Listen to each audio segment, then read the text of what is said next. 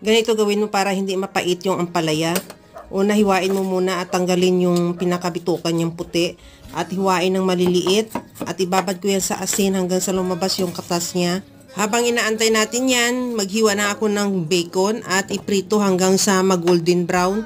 At tanggalin muna at ilagay sa bowl at i-set aside.